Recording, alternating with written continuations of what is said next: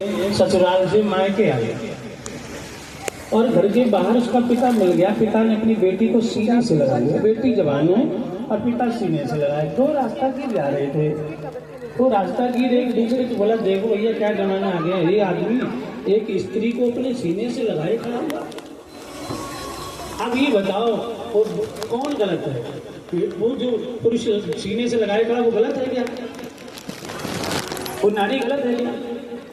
तो परीक्षित ने कहा ना तो वो नारी गलत है ना वो पुरुष गलत है। गलत है व्यक्ति की सोच, क्योंकि वो बेटी है और वो इसका पिता है। तो सुखदेव जी ने कहा यही मानिए, अगर हम उनको पिता मानते हैं तो हम उनकी संतान हैं, और यदि हम उनको पति मानते हैं तो वह सबके प्राण पति भी हैं। इसलिए भगवान चर्चा में कोई शंका नहीं। परीक्षित ने दिव्य आनंद लिया और उस समय गोपियों को अभिमान हुआ। अभिमान क्या हुआ? हम भगवान को नचा रहे हैं।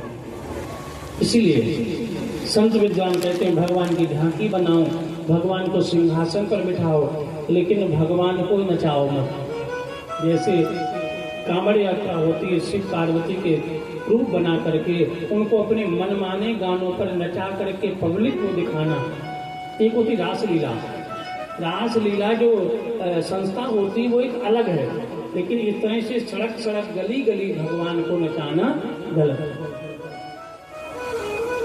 गोपियों को ये आया कि मैं भगवान को नचा रही हूँ, भगवान तुरंत छोड़ के चले गए। याद रखना, जो कहता भगवान को नचाओ, ये वाला गाना बजाओ, इस पे नचाओ, भगवान उसका संग छोड़ देते। भगवान की झांकी का दर्शन तो है, कहीं कुछ हो रहा है, कार्यक्रम हो रहा है, यदि कोई बाल स्वरूप ये हो वो अपनी मर्जी से थिड़कने लग जाए अलग बात है, लेकिन हम ना कहें कि ये गाना बजाओ, इस पर भगवान को नचाओ, राधा को नचाओ, गौरा को नचाओ। देख देख के हम दंग रह जाते हैं। क्या क्या सुंदर छवि हो, क्या क्या गाने बजते हैं। जो गौरा बनी हुई हैं वो गौरा लोग पैसे देते हैं वो ही लेने जाते हैं। कितने बिगाड़ के रखा हमारे सनातन धर्म को उसका। गौरा बनी हुई बेटी समाज में जाके पैसे लेने जाती है, हमने देखा। गोपियों को अभिमान हुआ कि हम भगवान को नचा रहे हैं, उसी समय भगवान उनसे दूर चले गए, पता नहीं कहाँ गए। गोपियों ने भगवान को ढूंढना शुरू किया। निधि वन से बाहर निकल करके उन्होंने यमुना से पूछा, तुलसी से पूछा, पीपल से पूछा, बार बार कन्हैया कन्हैया पुकारेंगे, लेकिन भगवान जो है तो दया नहीं कर रहे। बंसी बजा के मोहना क्यों कर लिया किनारा। सुख कौन सा? संत मिलन सम सुख जग नाही। ये भक्तों का मिलन है, ये जो भगवान की कथा है ना, इतना ये ऐसा सुख जो है संसार में कोई नहीं माना गया। और दुख क्या है? नारायण विस्मृति दुखम, भगवान दूर हो जाए वो दुख है। कहे हनुमंत विपत्ति प्रभु सोई, जब तब सुमिरन भजन न होई। याद रखना, जो आपकी जीवन की घड़ियां प्रभु को याद के बिना बीत गई, वो घड़ियां आपके जीवन में आई, वही दुख के रूप में संजोई जाएगी। इसलिए संत विद्वान कहते हैं अपने कर्म को पूजा बना लो और अपनी श्वास श्वास में हरि को बचा लो। श्वास श्वास बस प्रभु से एक ही प्रार्थना करो कि मेरी श्वास आए तो खाली न जाए। हर श्वास में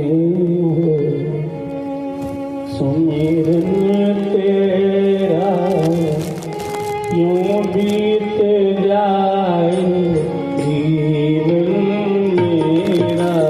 हर सांस में हो सुमिर नंद दुलारे, श्याम हमारे श्याम हमारे। बहुत ढूंढा लेकिन भगवान नहीं मिले। तो गोपियों ने गीत गाया, उस गीत का नाम है गोपी गीत। 4 गीत हैं, युगल गीत, वेणु गीत, गोपी गीत, भ्रमर गीत। भ्रमर गीत तब गाया जब उद्धव जी गए हैं वृंदावन। इस गोपी गीत में गोपियों ने भगवान को बताया, तेदिकं जन्मना ब्रजा श्रियत इंदिरा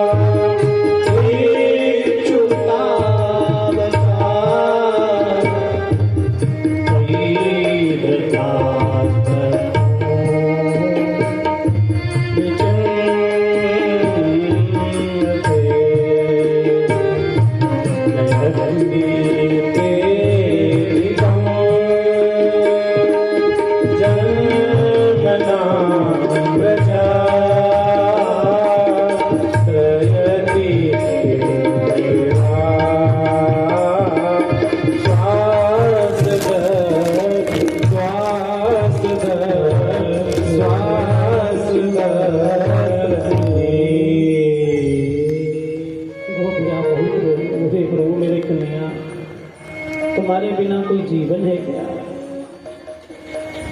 ये तो भगवान है। किसी इंसान से नाता जुड़ जाए और वो चला जाए तो आप किसी आंसू रुकता नहीं है ना। आप से आंसू नहीं रुकता। एक इंसान से अगर नाता जुड़ जाए वो तो परमात्मा है।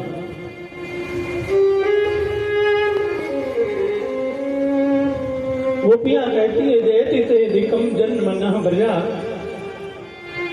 ये प्रभु आपके ब्रज में जन्म लेने से ब्रज की महिमा 3 लोक से न्यारी हो। श्रीत इंद्रासा दत्र ही वैकुंठ लोक में रहने वाली शाश्वत रूप लक्ष्मी जी इस ब्रज की गलियों में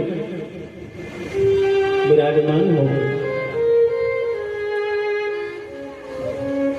संत जन साधु जन आपका गुणगान करते हैं।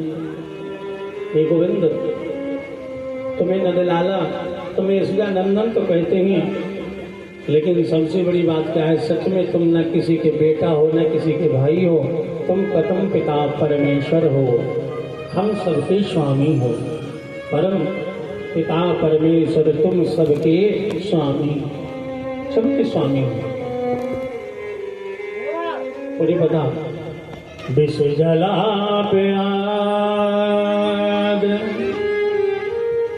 काली नाग इतना जहर था कि पक्षी उड़ता था, श्वास में मर जाता था।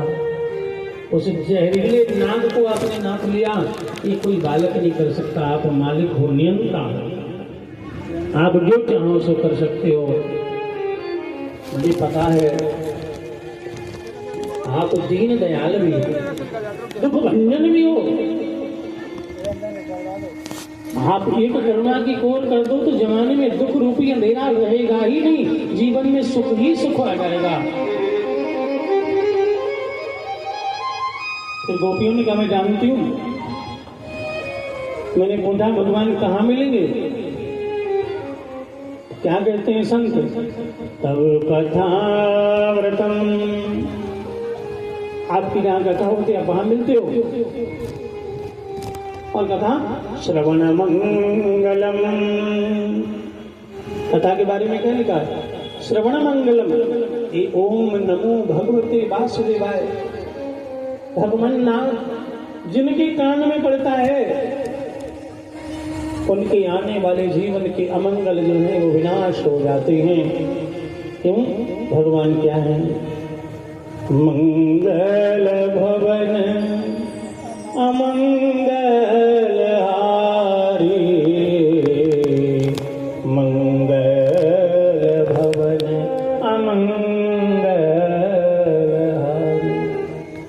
सच में मेरे गोविंद आप जिस पर कृपा करोगे, जिस पर अपनी कृपा दृष्टि रखोगे, संत कहते हैं वो जब तक जिएगा उसके जीवन में कभी अमंगल होगा ही नहीं, मंगल ही मंगल होगा।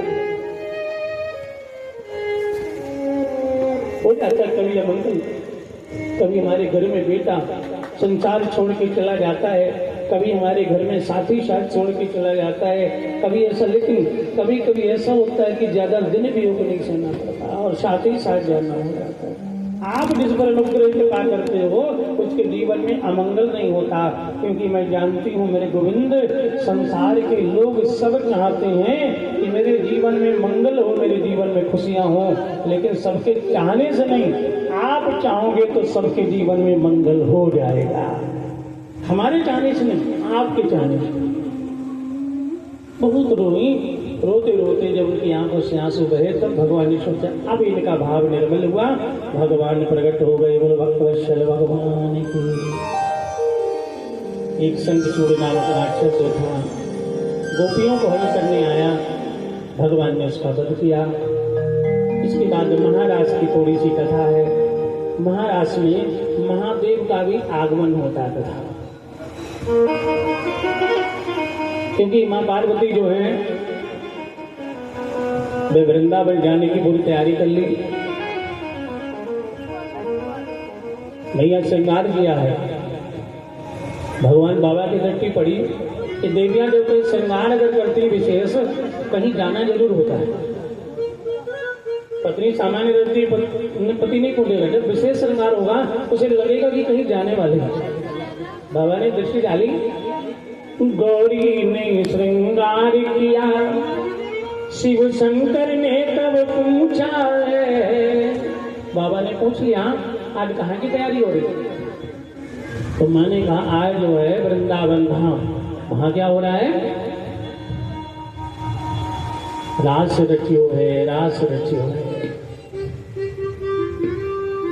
रास रचियो है, जमुना किनारे सखी रास रचियो है, रास रचियो है, रास रचियो है, यमुना किनारे सखी रास रचियो है, रास रचियो है, रास रचियो है, यमुना किनारे प्रभु आए। ये रास क्या है? माँ ने कहा कि आप ही देखो, आप तो त्रिकालदर्शी हो। जब मैं पिछले जन्म में सती बनी और मैं सीता बन के राम की परीक्षा लेने गई, तब तो खूब आंख बंद करके देख ली कि मैं उनकी पत्नी बन गई। अब देखो क्या हो रहा है। संकटी ने ध्यान लगाया, ओ कन्हैया गोपियां जी रास लीला। तो बोले बाबा बोले गौरी अब हम सीधे देखेंगे जहाँ रासलीला हो रही। अब हम टीवी पर देख के आनंद नहीं आता है। हाँ? जहाँ कार्यक्रम होता है ना, अब लाइव मोबाइल में आ रहा है, उतना आनंद थोड़ी आएगा। अब हम सीधे चलेंगे। माँ ने कहा बाबा पता करो, वहाँ जानकारी शायद आपको नहीं है, कन्हैया के अलावा पुरुष कोई नहीं जाएगा। बाबा पीछे पड़ गए। पार्वती जी मना के हारी, ना माने त्रिपुरारी, रास में आ गए हैं, रास में आ गए।